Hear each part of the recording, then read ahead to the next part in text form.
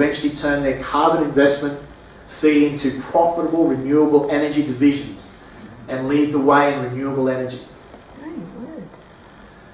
Australia realised water would become a scarce resource and in fact discovered a much larger population could not only sustain itself but solve many of its environmental problems via economies of scale. Cities like Adelaide, when its population doubled to 2 million, realised they had now had the resources to solve their water shortages. Many towns already had in 2013 the infrastructure to handle double their populations. Australia built many new dams which were initially opposed by the Greenies until they realised hydropower, which they first opposed, in fact is much better than coal mining and coal seam gas as an energy source. Australia fixed the Murray-Darling water shortage issue by using a blue ocean strategy, by developing a smaller Snowy River style project to divert some of the Clarence River flow that enters the ocean near Grafton and Yamba over the Great Dividing Range to feed the Murray-Darling catchment with abundant fresh water. It also built new dams in northern Australia to capture the large water flows that flow out in the ocean and built a pipeline directing a lot of the water to Perth and used a lot of the water to turn northern Australia into a food bowl by 2050. Education in 2050. Mark Twain once famously said, "Never let schooling get in the way of a good education." After realising Australia's education system was designed in the 19th century industrialisation era and needed a total overhaul rather than just beans and more dollars thrown at it, a new modern-day 21st century education was designed.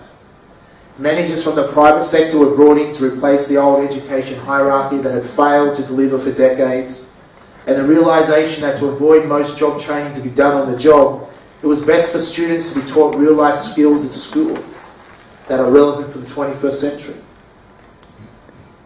Students became engaged in learning again, and many teachers were replaced by computers, which become better one-to-one tutors and more cost-effective.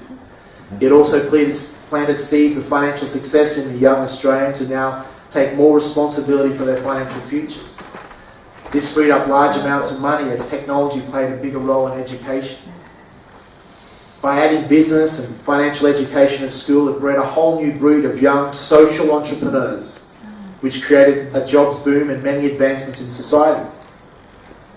Health in 2050. Emotional intelligence was introduced to the school curriculum, which helped reduce the mental health issues that were growing.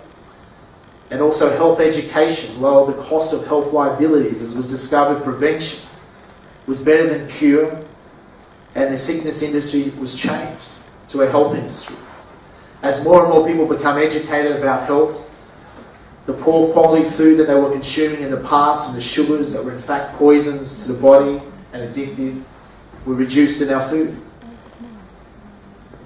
The phase out of the sale of cigarettes to anyone born after the year 2000 cut smoking use by 2/3, saving an estimated 20 billion per annum by 2050.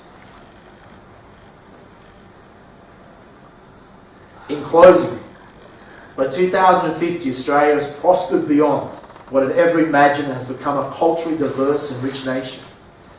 One that has strong relationships with its neighbours and is a role model for other nations to follow, of an economically and environmentally sustainable nation, and one with our children and grandchildren are left with a future worth inheriting. Thank you.